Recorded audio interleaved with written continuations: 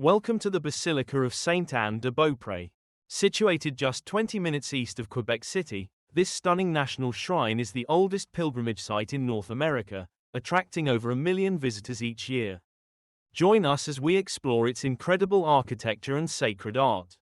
We start our tour outside of the basilica.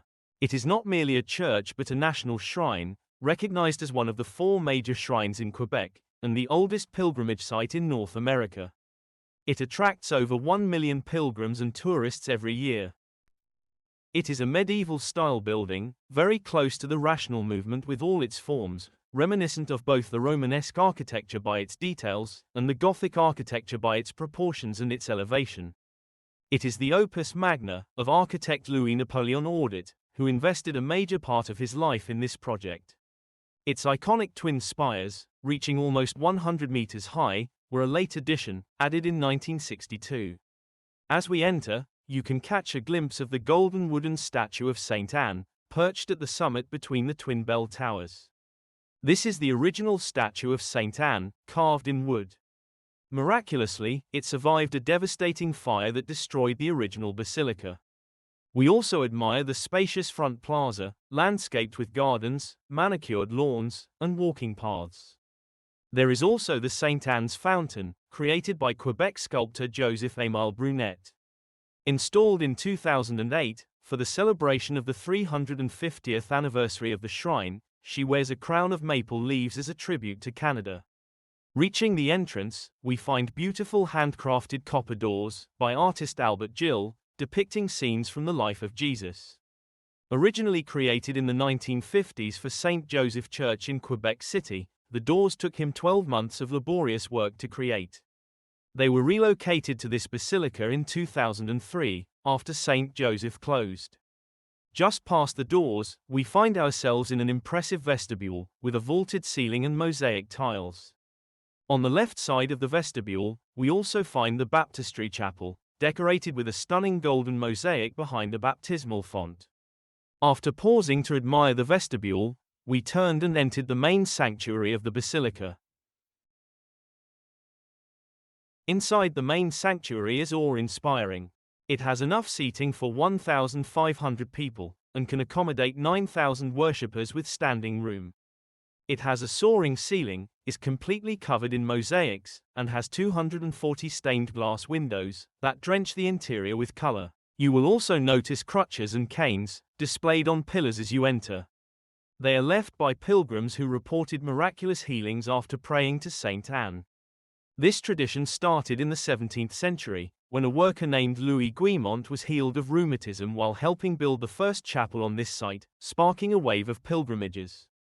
Over time, larger churches replaced the original chapel, culminating in today's basilica, a renowned Canadian pilgrimage site dedicated to faith and healing. The ceiling is covered with mosaics that tell the story of Saint Anne's life, her virtues, and her glorification. At the center above the main altar, Saint Anne offers a fruit to the child Jesus, a powerful symbol of his mission to bring life and redemption, as the fruit of salvation. Walking into the sanctuary, we find animals and plants, beautifully carved into the wooden pews, telling the story of creation. Reaching the altar, it is prominently placed beneath a richly decorated canopy, including a tabernacle crafted from embossed silver by Albert Gill in 1950. It is really amazing to see the grandeur, from what started as a small chapel.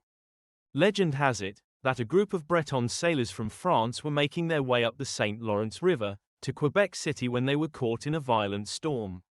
Fearing for their lives, the sailors prayed earnestly to Saint Anne, promising that if they were saved, they would build a chapel in her honor. And there in the transept, we can find the miraculous statue of Saint Anne. It is a 3-meter-tall polychrome oak sculpture, created in 1927 by Jules de Visscher, showing Saint Anne crowned and holding the Virgin Mary. Resting on an onyx column and surrounded by a golden halo, it is credited with dozens of reported miracles each year. Looking back at the entrance, we find a beautiful rose window. It is 23 feet in diameter, and surrounded by the 12 apostles. The sanctuary is richly adorned with numerous areas, filled with exceptional art. There are numerous mosaics depicting religious themes and motifs that cover ceilings and walls, adding depth and color to the sacred space. Various chapels and shrines showcase paintings, sculptures, and stained glass windows, crafted by skilled artists over many years. We then headed down to the Immaculate Conception Chapel. Also known as the Marie Chapel, it is situated beneath the main sanctuary. It is dedicated to the Virgin Mary, daughter of Saint Anne, and serves as a complementary sacred area that honors the lineage and spiritual heritage of Christian devotion. Architecturally, the chapel follows the Basilica's Romanesque revival style, but is more intimate. The ceilings are lower, the decor is not as ornate, mostly subdued in a light blue color. It's designed to invite quiet prayer and reflection, away from the grandeur of the upper church. A captivating feature of the chapel is you can find 176 small mosaics depicting birds, flowers, and insects, symbolizing nature's beauty and divine creation. Also, in a quiet corner, you will find a bronze crucifix of Jesus, distinguished by decades of devotion. The outstretched right hand of the statue bears the traces of countless pilgrims who have reached out to touch it, the metallic surface worn smooth and shining from these repeated gestures of prayer and faith. You will also find a series of large-format paintings, created by Marius Dubois, a Quebec artist. His works often reimagine traditional Christian figures, like the Holy Family and Saint Anne, by placing them in a distinctly Canadian context. Many feature Indigenous peoples, like Kateri Tekakwitha, the first Indigenous woman canonized as a saint, illustrating their deeply rooted connection to the Christian faith in Canada. These paintings also include figures like Sainte Marguerite Bourgeois, who was canonized in 1982 as the first female saint of Canada. Continuing through the chapel, you can also find a reproduction of the Pieta, Michelangelo's iconic marble sculpture, depicting the Virgin Mary cradling the body of Jesus after the crucifixion.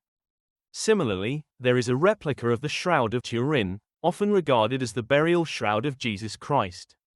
And the final area we explored was the tomb of Father Alfred Pampalon. Father Alfred was a Redemptorist priest, known for his deep faith, devotion to Mary, and compassion for the sick and suffering.